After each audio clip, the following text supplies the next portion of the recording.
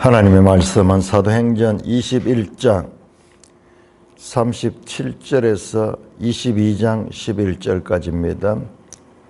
사도행전 21장 37절 바울을 데리고 영내로 들어가려고 할 그때에 바울이 천부장에게 이르되 내가 당신에게 말할 수 있느냐 이르되 네가 헬라 말을 아느냐. 그러면 내가 이전에 소유를 일으켜 자객 4,000명을 거느리고 광야로 가던 애굽인이 아니냐.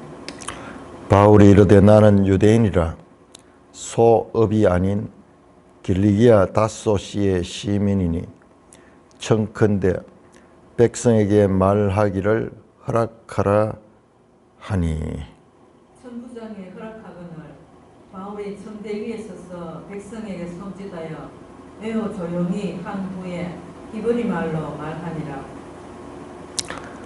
부형들아, 내가 지금 여러분 앞에서 변명하는 말을 들으라. 그들이 그가 히브리 말로 말함을 듣고 더욱 조용한지라. 이에 이르되 나는 유대인으로 길리기아 다소에서 났고 이 성에서 자라 가마리엘의 문화에서 우리 조상들의 율법의 엄한 교훈을 받았고 오늘 너희 모든 사람처럼 하나님께 대하여 열심히 있는 자라. 내가 이 돌을 박해하여 사람을 죽이기까지 하고 남녀를 결박하여 옥에 넘겼노니. 이에 대제사장과 모든 장로들이 내 증인이라. 또 내가 그들에게서 다메섹 형제들에게 가는 고문을 받아가지고 거기 있는 자들도 결박하여 예루살렘으로 끌어다가 형벌받게 하려고 갔더니 가는 중 다메섹에 가까이 갔을 때 오정쯤 되어 호련히 하늘로부터 큰 빛이 나를 둘러 비치매 내가 땅에 엎드러져 들으니 소리 있어 이르되 사울아 사울아 내가 왜 나를 박해하느냐 하시거늘 내가 대답하되 주님 누구시니까 하니 이르시되 나는 네가 박해하는 나사렛 예수라 하시더라. 나와 함께 있는 사람들이 빛은 보면서도 나에게 말씀하시는 이의 소리는 듣지 못하더라. 내가 이르되 주님 무엇을 하리이까. 주께서 이르시되 일어나 다메섹으로 들어가라. 내가 해야 할 모든 것을 거기서 누가 이르리라 하시거늘 나는 그 빛의 광채로 말미암아 볼 수 없게 되었으므로 나와 함께 있는 사람들의 손에 끌려 다메섹으로 들어갔노라. 하나님 은혜를 감사합니다. 오늘 이 말씀도 잘 깨닫게 하여 주시옵소서. 예수님 이름으로 감사하며 기도드리옵나이다. 아멘. 자, 이렇게 유대인들에 의해 가지고 바울이 폭력을 당하려고 하는 그 위기의 순간에 성전 가까이 있던 로마 군대 안토니오 요새의 이 천부장이 바울 일행을 위기에서 바울을 구합니다. 그래서 그들을 데리고 영내로 들어갔다. 37절 나오죠. 바로 성전하고 바로 붙은 성전 벽 쪽에 우리가 지도를 봤죠. 그 바로 위에 안토니오 요새 거리로 들어가려고 할 때 그때 바울이 천부장에게 헬라어로 말했던 것 같아요. 내가 당신에게 말할 수 있느냐. 그러니까는 네가 헬라 말을 아느냐. 그러면은 네가 혹시 이전에 소요를 일으켰던 그런 그 광야로 가던 애굽이 아니냐. 그러니까 이 유대 나라의 이런 이 무리들의 소요가 여러 번 있었던 것 같아요. 독립운동을 하는 그런 사람들, 자기들대로 로마의 식민지 속에 우리 일제시대 독립운동을 하듯이 이제 그런 사람들이 있었던 것 같아요.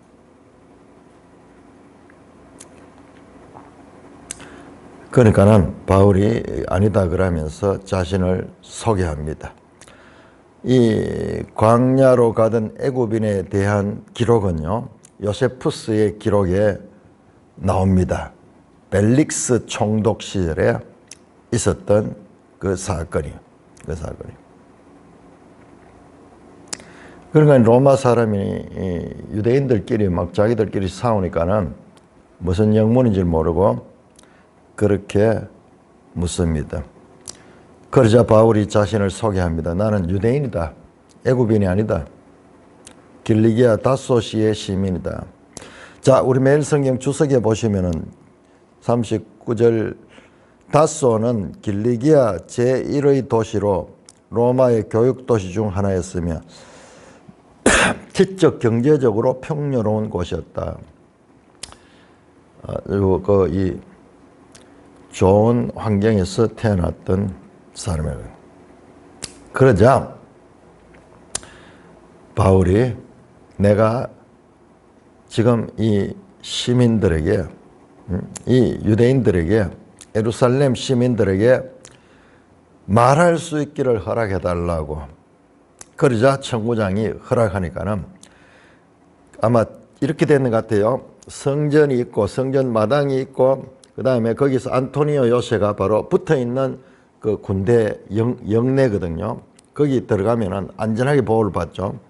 그래서 그 올라가는 청대에 서가지고 그 유대인 예루살렘에 바울을 죽이려고 하는 그 무리들 앞에서 말할 수 있는 기회를 얻습니다. 그래서 히브리 말로 말했다. 자, 22장 1절입니다. 부형들아, 내가 지금 여러분 앞에 격려하는 말들아, 부형들아. 이 말은 동포들이여 하는 말이에요. 그러니까는 이게 스데반이 설교할 때 이렇게 시작해서 7장 2절에 보면은 부형들아 그러면서 시작해서 한 동족이라는 것을 강조하면서 말하죠. 그가 히브리 말로 말함을 듣고 조용한지라 이르되 나는 유대인으로서 꼭 읽었듯이 자, 이게 자기 자신을 소개하고 자기는 이 성에서 자랐다. 길리아 다소에서 태어났고 이 성 예루살렘에서 많이 자랐다는 거야. 예루살렘에서 교육을 받고 출생은 길리기아 다소지만은 그러나 이 성에서 자랐다. 그런 거 보면은 사도 바울도 헬라파 유대인이죠. 왜 그런가 하면은 그 본토에 살지 않고 외국에 있다가 온 사람이니까는. 자, 그러자 뿐만 아니라 자기는 가말리엘 문화에서 우리 조상들의 율법의 엄한 교훈을 듣고 가말리엘 문화, 그러니까 당대의 바리새파 최고의 학자인 가말리엘, 5장 34절에 나왔죠. 가말리엘. 그에서 율법의 엄한 교훈을 쫓았다. 이 엄한 교훈을 쫓는 파가 바리새인이에요. 뒤에 보면은 자신이 바리새인이라는 것을 말합니다. 자, 그러면서 너희 모든 사람처럼 하나님에 대하여 열심히 있는 자다. 자신도 똑같이 여러분들이 마치 내가 율법을 모독하고 성전을 무시하는 자라고 그렇게 생각하면서 나를 지금 죽이려고 하지만은 나도 여러분들과 똑같은 하나님에 대해 열심히 있는 자라고 합니다. 그런데 로마서 10장 2절에 보면은 하나님께 열심히 있지만은 그 열심히 바른 지식을 쫓은 것이 아니다는. 하나님의 의를 모르고 자기 의를 힘써 세우며 이 열심이 하나님을 대적하는 열심이었다는 그 말을 합니다. 내가 이 도를 박해하여 사람을 죽이기까지 이 도는 그리스도교의 가르침을 박해하는 그 내용을 가지고 쭉 설명을 합니다. 사도행전 9장에서 일어났던 일, 자신이 그 유대인들을 예수 믿는 유대인들을 잡아가지고 옥에 가두려고 하고 공문을 받아가지고 가면서 다메섹까지 올라갔던 그 일을 9장에 나오는 내용을 지금 똑같이 설명하는 거예요. 9장 8절까지, 9장 1절에서 9장 8절까지 내용을. 자, 이렇게 해서 바울이 회심하는 과정에서 일어났던 이야기죠. 이 이야기가 반복해서 9장에는 실제 사건, 그 다음에 이 22장에는 바울이 유대인들 앞에 자신이 어떻게 해서 이렇게 이 기독교를 믿고 그 복음을 전하게 됐는가를 설명하는 과정에서 나타나면서 두 번 나타나요. 뿐만 아니라 장차 26장에 가면은 또 이와 같이 변론하는 가운데서 이 말씀을 하는 내용이 똑같이 나타나면 지리하다 할 정도로 똑같이 성경도 그대로 쓰고 있어요. 그대로 씁니다. 그래서 세 번 걸쳐서 자신의 회심에 관한 이 내용이 나옵니다. 첫 번째는 9장에 실제 있었던 사건, 그 다음에 두 번째는 지금 봤던 22장에 자신이 변론한 사건, 그 다음에 세 번째는 26장에 또 유대 지도자들 앞에서 변론하는 사건에서 도합 세 번에 걸쳐 똑같은 내용이 나오는 거예요. 여러분, 성경에서 이렇게 똑같은 내용이 반복되는 것은 이것은 어떻게 보면 지루하잖아요. 좀 어리석어 보이잖아요. 미련해 보이잖아요. 그런데 그건 우리 생각이고 이와 같은 똑같은 내용이 반복된 게 미리 앞에 나왔어요. 그게 뭐냐? 고넬료 사건이에요. 고넬료 사건. 고넬료 사건. 10장에 나오는 베드로가 고넬료에게 갔던 그 내용들 보시면요. 반복해서 세 번 나와요. 세 번. 현장에 있었던 이야기, 그 다음에 환상 가운데 있었던 이야기, 또 형제들에게 가서 보고하면서 그 내용을 똑같이 이야기 세 번 나옵니다. 그러니까 이게 전체로 보면은 중요한 사건에 대해서 반복하는 의미가 있다는 거예요. 우리 성경에 보면은 여러분 출애굽기 성막 만드는 이야기 또 반복해서 두 번 나오거든요. 또 반복해서 생략하지 않고 그대로 길게 선하는데 지금 이것도 마찬가지예요. 이건 뭐냐? 반복을 통한 강조가 나오는 것입니다.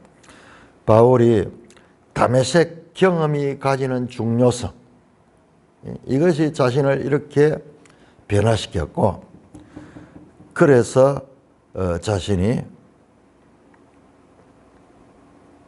변화된 것에 대한 그것을 간증하는 내용이 나옵니다. 자, 그 내용은 쭉 읽어보면은 9장에 나오던 내용과 동일합니다. 계속해서 22장 12절부터 29절까지 자, 바울의 이 변론, 유대인들 앞에서 변론은 계속됩니다. 자, 22장 12절 율법에 따라 경건한 사람으로 거기 사는 모든 유대인들에게 칭찬을 듣는 아나리아라 하는 이가 내게 와 곁에 서서 말하되 형제 사울아 다시 보라 하거늘 즉시 그를 쳐다보아노라. 그가 또 이르되 우리 조상들의 하나님이 너를 택하여 너로 하여금 자기의 뜻을 알게 하시고 그 의인을 보게 하시고 그 입에서 나오는 음성을 듣게 하셨으니 내가 그를 위하여 모든 사람 앞에서 내가 보고 들은 것에 증인이 되리라. 이제는 왜 주저하느냐? 일어나 주의 이름을 불러 세례를 받고 너의 죄를 씻으라 하더라. 자, 여기까지 끊어가지고 설명하겠습니다. 똑같은 내용이죠. 사도행전 9장 10절 그리고 9장 18절에서 있었던 사도행전 9장 5절에서 16절에 있었던 그 사건들, 그 내용을 그대로 반복을 하는데 한 가지 특이한 것은요. 여러분 14절에 보면은 너로 자기는 하여금 자기의 뜻을 알게 하시고 그 의인을 보게 하시고 그 입에 나오는 음성을 듣게 하셨다. 그 의인이라는 표현이 이게 어디서 나오는 거냐 그러면은 이거는 9장에 나오는 내용이 아니에요. 이거는 7장에 스데반이 설교하는 마지막에 결론부에 나오는 말. 그 의인 예수 그리스도를 가리키죠. 그래서 여러분 제가 이 설교의 시작도 형제들아 이 동포들에 대해서 말했죠. 부형들아 그렇게 하죠. 그게 7장 이전의 스데반의 설교와 똑같이 시작했어요. 그리고 이 설교 나오는 이 그 의인에 관한 말씀도 스데반의 설교와 연속이 돼요. 무슨 말씀을 하려고 하냐면, 여러분 우리 스데반은 참 신비한 인물이고 말씀하면 전하고 순교하는 내용으로 나오는데, 그때 스데반이 죽는 장면에 바울이 등장했죠. 그러니까 바울 사역에는 스데반이 직간접적으로 엄청난 연관이 있는 거예요. 연관이 있다는 거예요. 그래서 스데반의 죽음은 헛된 죽음이 아니에요. 스데반의 죽음은 바울이라는 그 인물을 깨워내는 그와 같은 하나님의 구속사에서 중요한 의미를 가지는 것이다. 여러분 성경이 그것을 계속 바울과 스데반을 분리하지 않고 있는 것을 보게 됩니다. 자, 17절부터 자 이제는 계속해서 말씀합니다. 17절 후에 내가 예루살렘으로 돌아와서 성전에서 기도할 때 황홀한 중에 봄에 주께서 내게 말씀하시되 속히 예루살렘에서 나가라. 그들은 내게 대하여 증언하는 말을 듣지 아니하리라 하시거늘.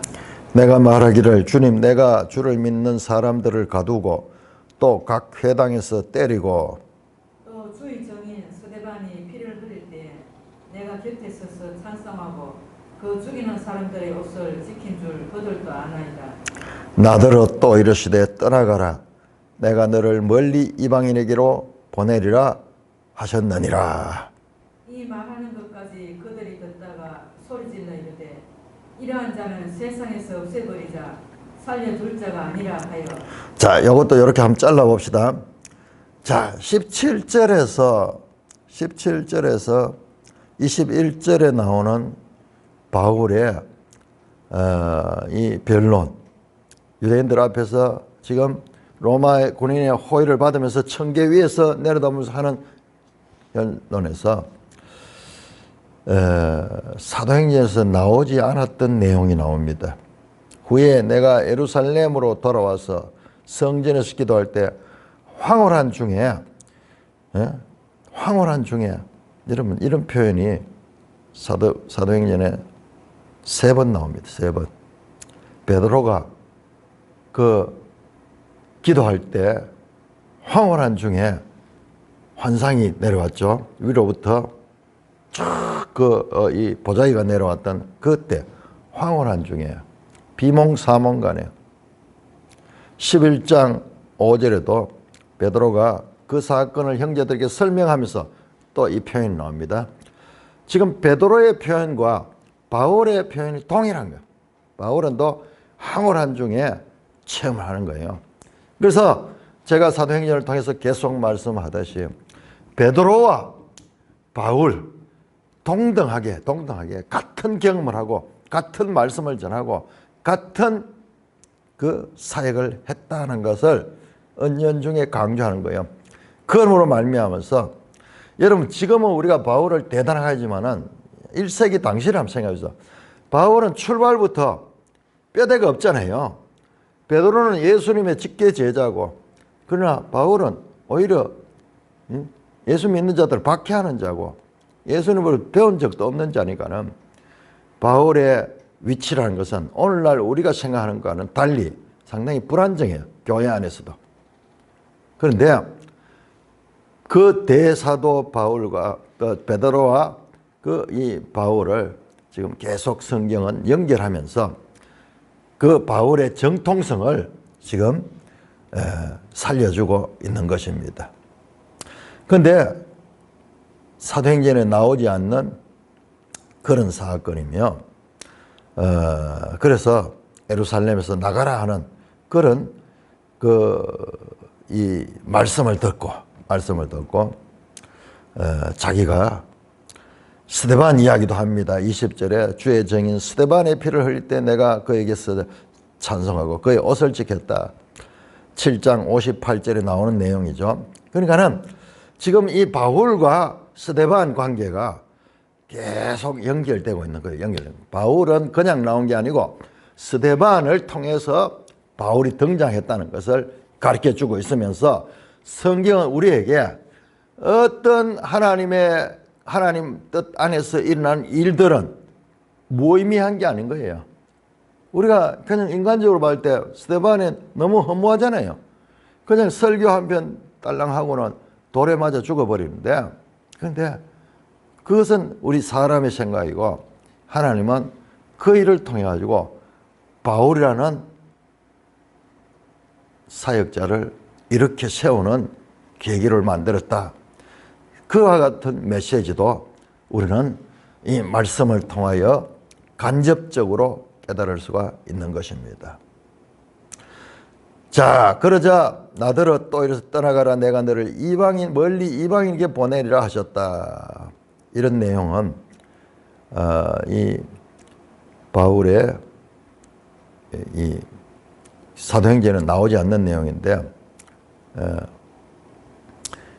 9장 15절에 바울에게 너를 이방인의 사도로 보낼 것이라고 말씀했던 그 말씀과 일치되는 내용입니다. 이렇게 바울은 위기 가운데서 유대인들에게 로마 군대의 도움을 받으면서 설교할 수 있는 자신의 변화된 과정에 대해서 증거할 수 있는 그런 기회를 얻습니다.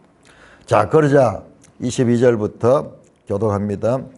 이 말한 것까지 그들이 듣다가 소리질러 이르되 이러한 자는 세상에서 없애버리자 살려둘 자가 아니라 하여 떠들며 옷을 벗어 던지고 티끌을 공중에 날리니 천부장이 바울을 영내로 데려가라 명하고 그들이 무슨 일로 그에 대하여 떠드는지 알고자 하여 채찍질하며 신문하라 한대 가죽줄로 바울을 매니 바울이 곁에 서 있는 백부장들을 이르되 너희가 로마 시민된 자를 죄도 정하지 아니하고 채찍질할 수 있느냐 하니 백부장이 듣고 가서 천부장에게 전하여 이르되 어찌하려냐 이는 로마 시민이라 하니 천부장이 와서 바울에게 말하되 내가 로마 시민이냐 내게 말하라 이르되 그러하다. 천부장이 대답하되 나는 돈을 많이 들여 이 시민권을 얻었노라. 바울이 이르되 나는 나면서부터라 하니 신문하던 사람들이 곧 그에게서 물러가고 천부장도 그가 로마 시민인 줄 알고 또 그 결박한 것 때문에 두려워하더라. 자, 이렇게 이제 소란이 일어나자 천부장이 바울을 이제 영내로 데려 들어가면 여기는 완전 군대가 주둔한 지역이기 때문에 안전한 지역이에요. 그러면서 그를 채찍질하여 신문하라. 여러분 이것도요. 5장 40절에 베드로가 채찍질 당하는 그 내용과 바울이 동일한 고난을 당했다는 것을 알려주는 내용. 뿐만 아니라 예수님께서 로마 군들에게 채찍 당했는 거하고 동일한 거. 자, 이렇게 예수님 사건, 베드로 사건, 바울 사건이 서로 데자뷰를 이루고 있다는 것을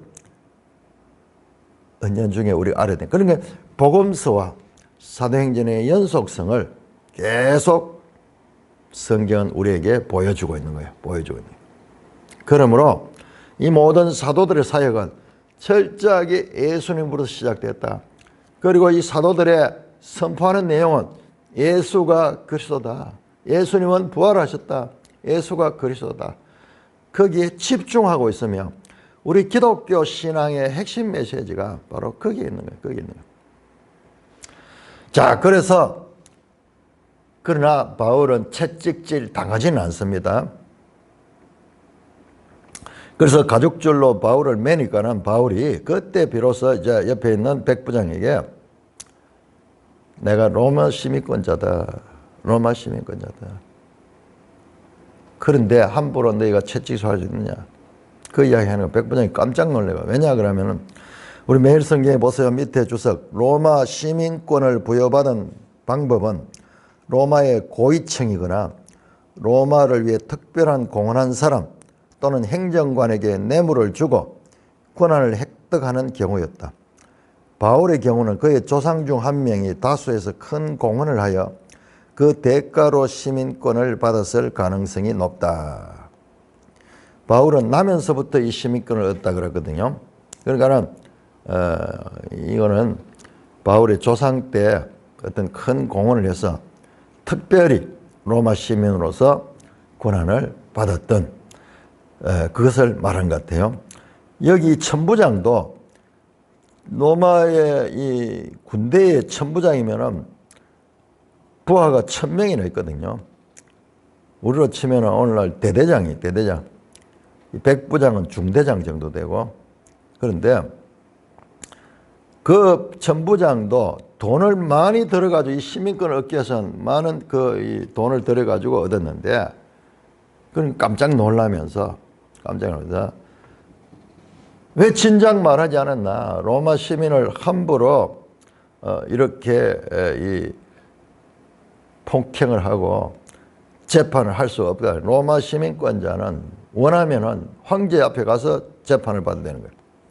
그러면서 두려워하는 내용이 나옵니다. 자, 여러분, 이 로마 시민된 자라는 이 말씀을 제가 16장 할 적에 이미 암시가 있었다고 말했어요.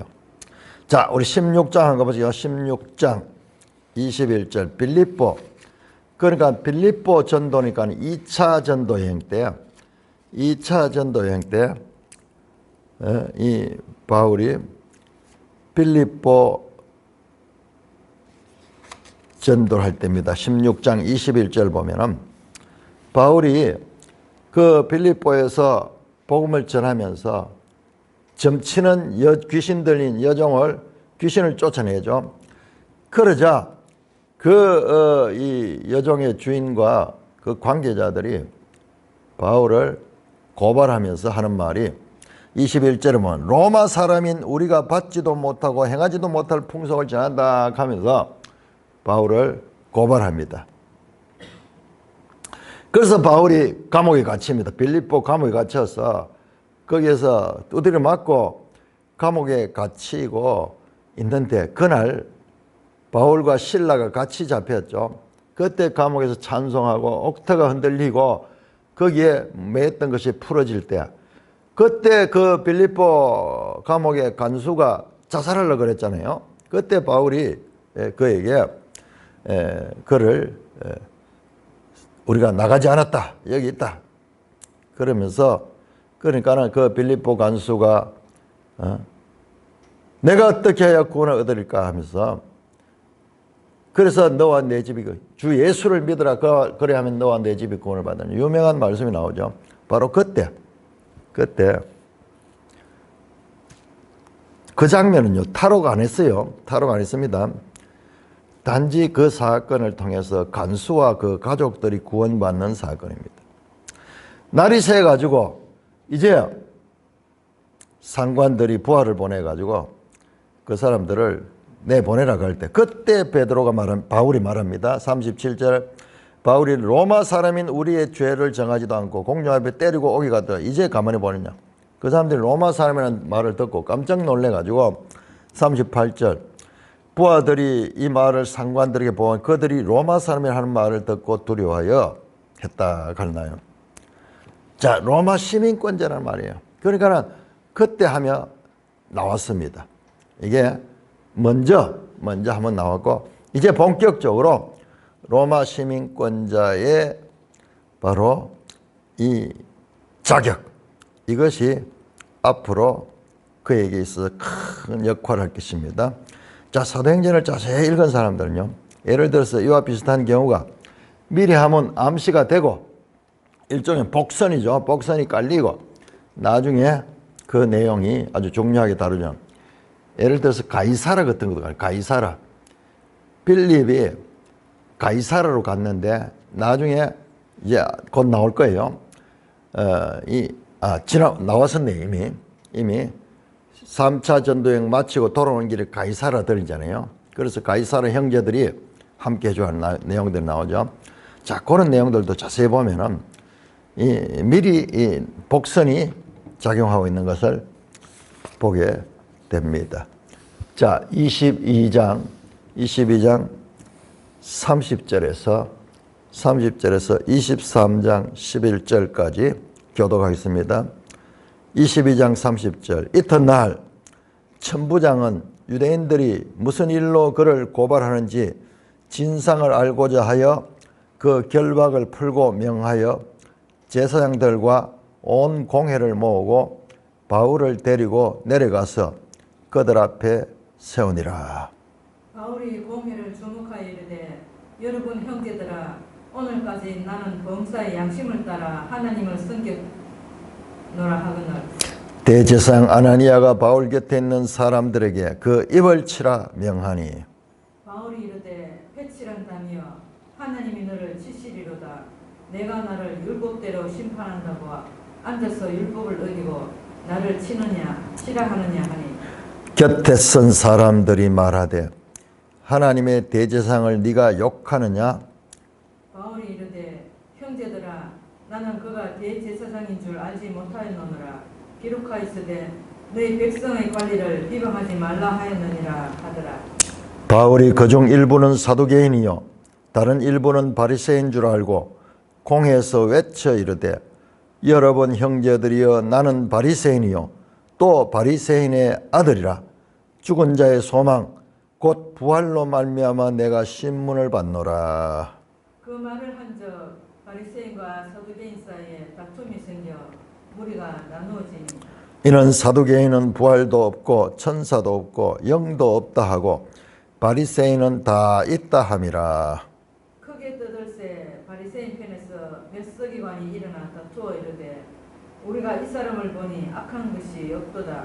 꼭 영이나 꼭 천사가 그에게 말하였으면 어찌하겠느냐 하여 큰 분쟁이 생기니 천부장은 바울이 그들에게 찢겨질까 하여 군인을 명하여 내려가 무리 가운데 빼앗아 가지고 영내로 들어가라 하니라. 그날 밤에 주께서 바울 곁에 서서 이르시되 담대하라.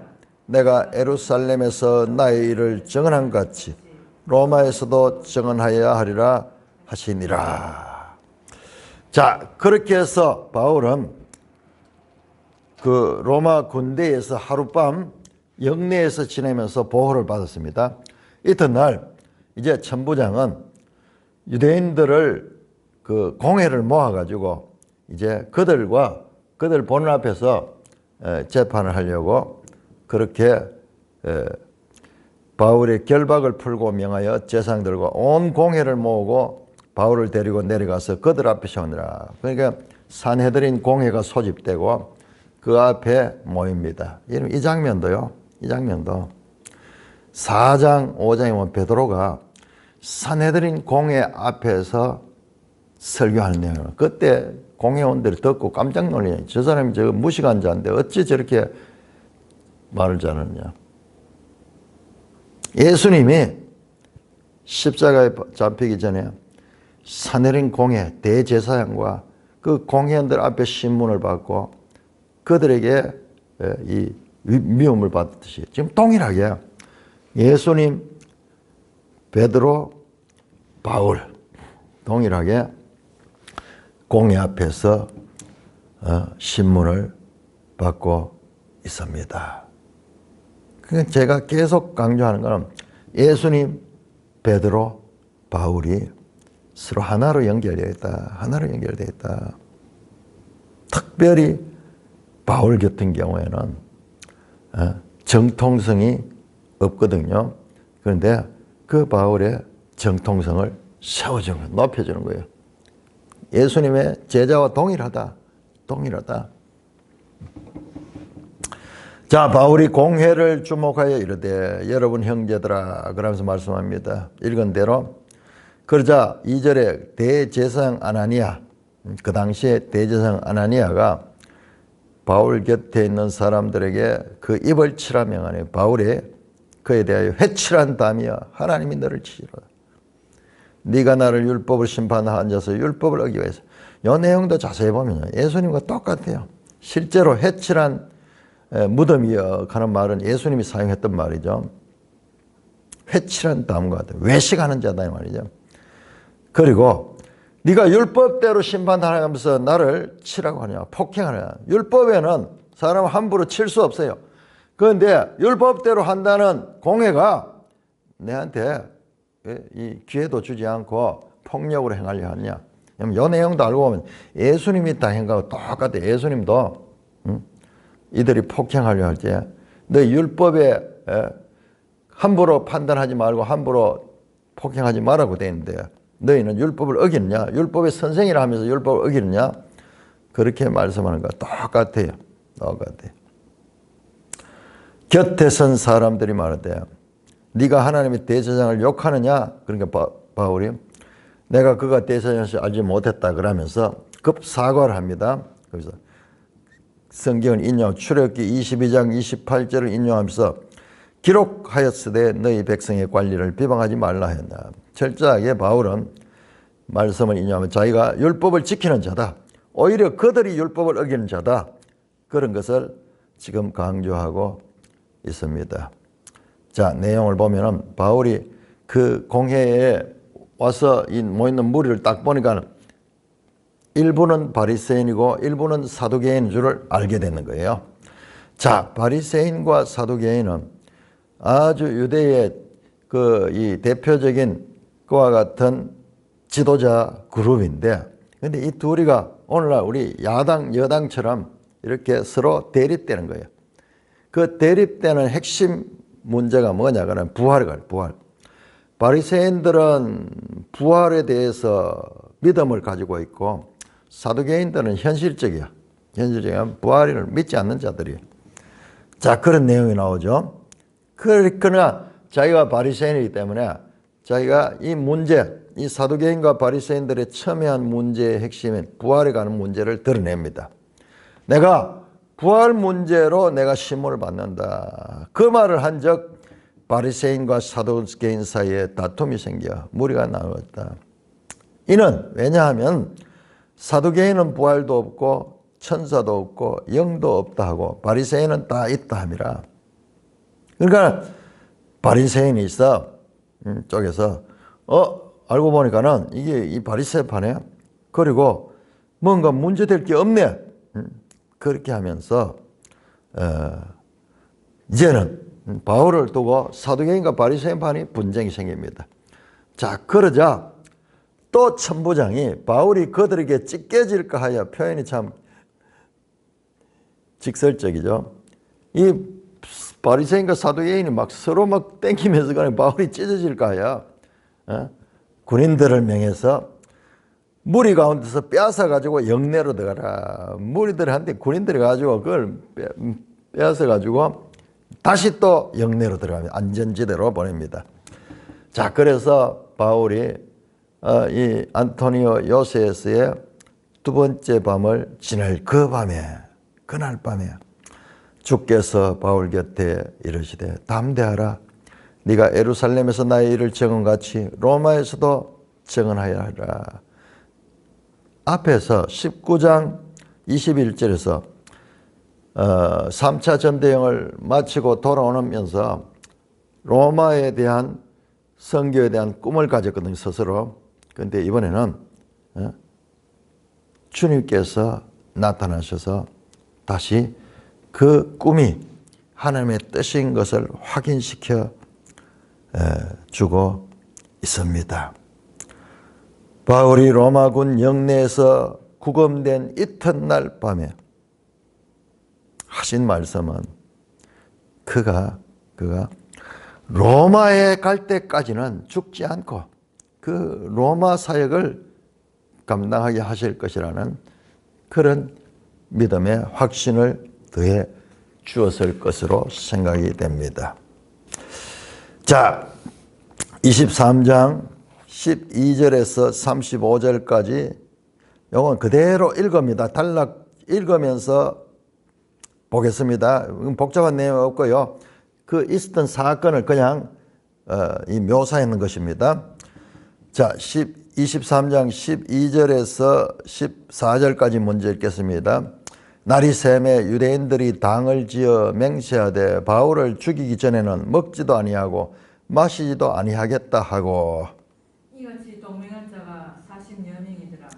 대제사장들과 장로들에게 가서 말하되 우리가 바울을 죽이기 전에는 아무것도 먹지 않기로 굳게 맹세하였으니 이제 너희는 그의 사실을 더 자세히 물으려는 척하면서 공회와 함께 천부장에게 청하여 바울을 너희에게로 데리고 내려오게 하라.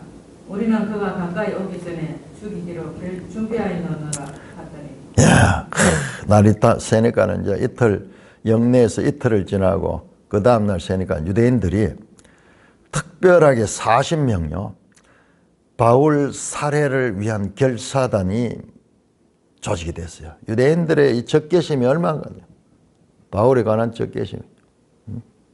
그래서 바울을 죽이기로 그렇게 그때까지는 먹지도 않고 마시나 게다 결사적으로 바울을 죽이겠다는 그런 무리들이 나옵니다. 그래서 계략을 짭니다. 다시 변론하자 그래놓고 나올 때 오는 길에 죽이겠다. 자, 그렇게 합니다. 자, 계속해서 16절입니다. 바울의 생질이 그들이 매복하였다 함을 듣고 와서 영내에 들어가 바울에게 알린지라. 바울이 한 백부장을 청하여 이르되 이 청년을 천부장에게로 인도하라. 그에게 무슨 할 말이 있다 하니 천부장에게로 데려가 가서 이르되 제수 바울이 나를 불러 이 청년이 당신께 할 말이 있다 하여 데리고 가기를 청하더이다 하며 천부장이 그의 손을 잡고 물러가서 조용히 묻되 내게 할 말이 무엇이냐. 대답하되 유대인들이 공모하기를 그들이 바울에 대하여 더 자세한 것을 묻기 위함이라 하고 내일 그를 데리고 공회로 내려오기를 당신께 청하자 하였으니 당신은 그들의 청함을 따르지 마옵소서. 그들 중에서 바울을 죽이기 전에는 먹지도 않고 마시지도 않기로 맹세한 자 40여 명이 그를 죽이려고 숨어서 지금 다 준비하고 당신의 허락만 기다리나이다 하니. 자, 앞에서 일어난 일을 바울의 생질이 그 내용을 알고 이것을 천부장에게 전해주죠.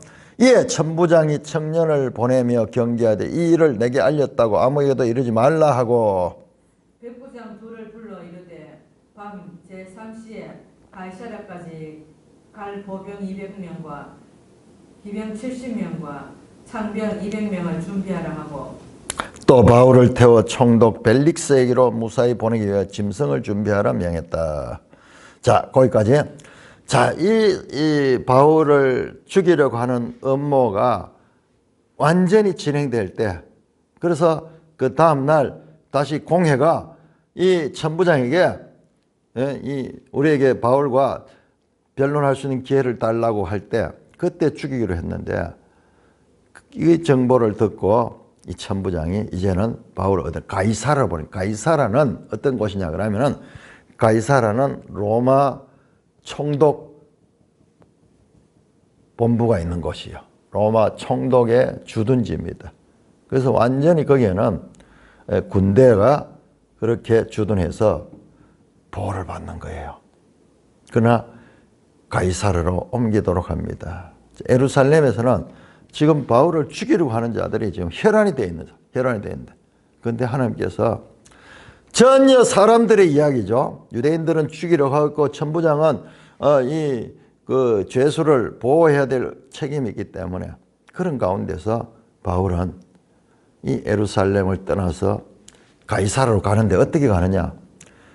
보병 200명, 기병 70명, 창병 200명, 도합 470명이 바울을 호위하면서 그를 안전한 곳인 가이사라로 피난을 갈 수 있도록 하게 됩니다. 그리고 그 천부장이 편지를 썼습니다. 편지를 써서 총독에게 알립니다. 자, 이제 바울은 이 일로 인해서 가이사라로 가게 되고 가이사라는 총독이 주둔해 있거든요. 그 총독을 만나게 될 것입니다. 또 아래와 같이 편지하니 일러스되 26절 글라우디오 루시아는 총독 벨릭스 가깝게 문안하나이다. 이제 글라디오 루시아가 천부장의 이름이에요. 천부장 이름이 드러났습니다. 그리고 총독은 벨릭스입니다. 이 사람이 유대인들에게 잡혀 죽게 된 것을 내가 로마 사람인 줄을 들어 알고 군대를 거느리고 가서 구원하다가 유대인들이 무슨 일로 그를 고발하는지 그들의 공예로 데리고 내려갔더니 고발하는 것이 그들의 율법 문제에 관한 뿐이요 한 가지도 죽이거나 결박할 사유가 없음을 발견하였나이다. 그러나 이 사람을 헤아리는 관계가 있다고 누가 내게 알려주기로 곧 당신께로 보내며 또 고발하는 사람들도 당신 앞에서 그에 대하여 말하라 하였나이다 하였더라. 보병이 명을 받은 대로 밤에 바울을 데리고 안디바드리에 이르러 이튿날 기병으로 바울을 호송하게 하고 영내로 돌아가니라.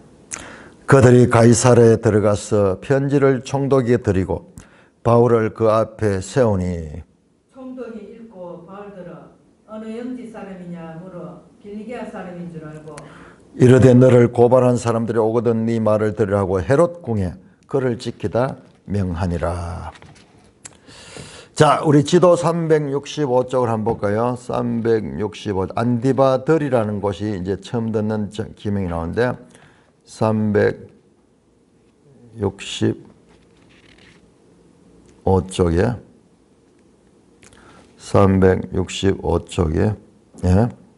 자, 보니까는 예루살렘에서 가이사라까지 가게 되는데 여러분 그 예루살렘에서 여기 예루살렘에서 위에 보니까는 가이사랴 마리티마 바로 밑에 안디바들이 있죠. 안디바들이 이제 그 길 통해 가지고 이제 가이사라 총독에게 갔습니다. 이렇게 해서 바울은 예루살렘에서 옮겨지고 가이사라에 있는 총독인대로 해서 그 총독이 있는 그곳에 헤롯 궁이 있었던 거예요.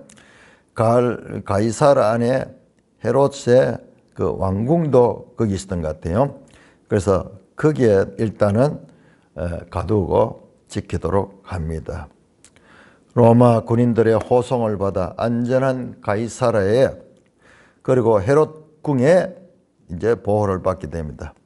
이 모든 일들은 바울 사도가 로마로 가야 할 사명을 이루는 거 아니에요. 우리가 볼 때 그냥 인간들의 일이지만 지금 하나님께서 바울을 통하여 그 사명을 이 가이사라에서 이제 바울은 로마로 가게 되는 내용이 앞으로 나오게 될 것입니다.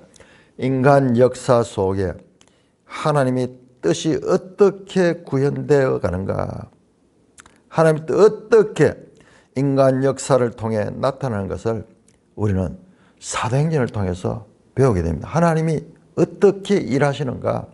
여러분 단순한 과거 이야기가 아니라 하나님이 그 하나님의 뜻을 이루기 위해서 어떻게 사람들을 사용하시는가, 인간의 삶 속에서 하나님이 어떻게 역사하시는 것을 우리 사도행전의 사건을 통해서 볼 수 있는 설명 없어요.